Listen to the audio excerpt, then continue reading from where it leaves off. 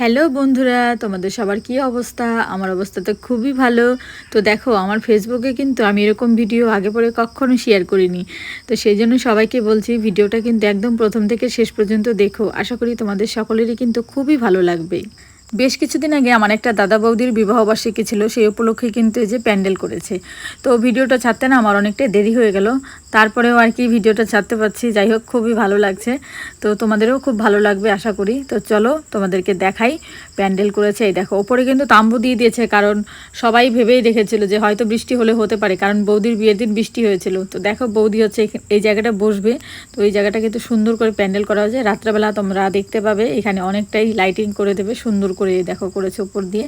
তো চলো এবার খাবারের জায়গাটা তোমাদের দেখাই। আর বৃষ্টির অবস্থাটা দেখো, একদম মানে কি বলবো, বিচ্ছিরি রকমের একটা বৃষ্টি। তো এই দেখো, এই জায়গাটা হচ্ছে খাবারের জায়গা করেছে। এইবার চলো তোমাদেরকে দেখাই রান্নার জায়গাটা। রাঁধুনি কিন্তু অলরেডি চলে এসেছে, আর এই যে রুদ্র এখানে বসেছিল, আর এই যে বিআই মশাই বসে রয়েছে রান্নার এখানে পাহারা দিচ্ছে বসে বসে, আর রাঁধুনিরা রান্না করছে। তো চলো এবার হচ্ছে বৌদিকে সাজাতে চলে এসেছে আমার একটা বান্ধবী, ও হচ্ছে মেকআপ আর্টিস্ট। তো বৌদিকে সাজাতে চলে এসেছে, আর বৌদির কিন্তু অলমোস্ট সাজানো কমপ্লিট।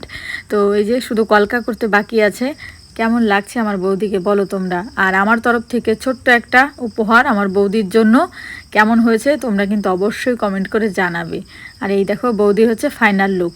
বৌদি কিন্তু সত্যি একদম লক্ষ্মী ঠাকুরের মতো দেখতে। আর এখানে দেখো, বৌদির অ্যানিভার্সারির বড় একটা কেক দাদা অর্ডার করেছিল, সেটা চলে এসেছে। তো এখন কেকটাকে আনপ্যাক করা হলো। এই দেখো কেকের ফাইনাল লুক। কেকটা কেমন হয়েছে তোমরা কিন্তু অবশ্যই সবাই কমেন্ট করে বলবে।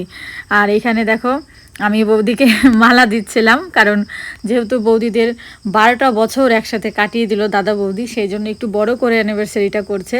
তো এখন হচ্ছে মালা বদল করা হবে। আর এখানে তো সুন্দর গান একটা হচ্ছিল, চোখ তুলে দেখো না কে এসেছে, এরকম একটা গান হচ্ছিল। কিন্তু গানটা তো রাখা গেল না, গানটা যদি রাখতাম আমাকে আবার সেই কপিরাইট দিত। তো যাই হোক, এখানে আমি উলু দিচ্ছিলাম। আমি কিন্তু উলু দিতেও পারি, হ্যাঁ, তোমরা যারা যারা বলো না যে পারমিতা তুমি পুজো করো কখনো তো উলু দাও না, তো যাই হোক আমি কিন্তু উলু দিতে পারি। আর এই যে এখানে ফুল ছিল, ফুলগুলো আমি দিতে ভুলেই গেছিলাম, পরে মনে পড়েছে। খুবই মজা করেছি দাদা বৌদির বিবাহবার্ষিকীতে। তো দাদার বৌদি কিন্তু একদম ম্যাচিং করে, একদম শাড়ি থেকে শুরু করে দেখো সবই পরেছে।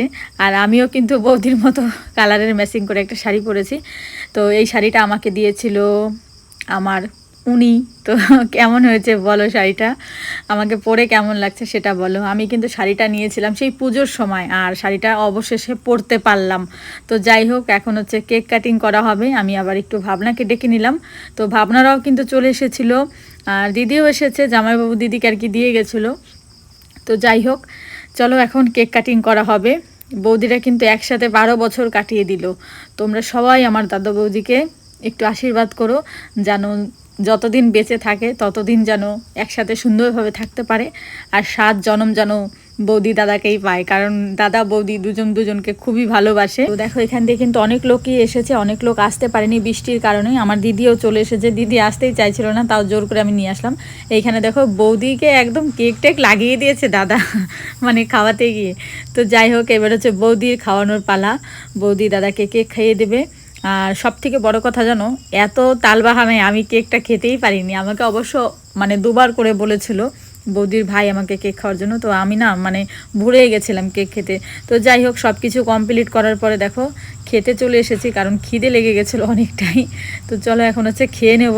বৌদিদের বাড়ি যে কোনো অনুষ্ঠানে কিন্তু রান্নাবান্না খুব ভালো হয়, আমি তো খুবই ভালো খাই। তো যাই হোক, এদিকে দেখো দাদা বৌদি খেতে বসে গেছে। তো দেখো, তোমরা না অনেকেই আমাকে একটা কমেন্ট করেছো রিলস ভিডিওতে, মানে কমন আর কি, কমন ছিল কমেন্টটা, আচ্ছা তোমার কি এটা নিজের দাদা বৌদি? তো দেখো, তোমাদের সবাইকেই একটা কথা বলতে চাই, কিছু কিছু ক্ষেত্রে না রক্তের সম্পর্ক থেকে ভালোবাসার সম্পর্কটা বেশি আর কি গুরুত্ব পায় আমার মনে হয়। তো যাই হোক, তোমরা তো এই কথাটার মানে অবশ্য বুঝেই গেছো।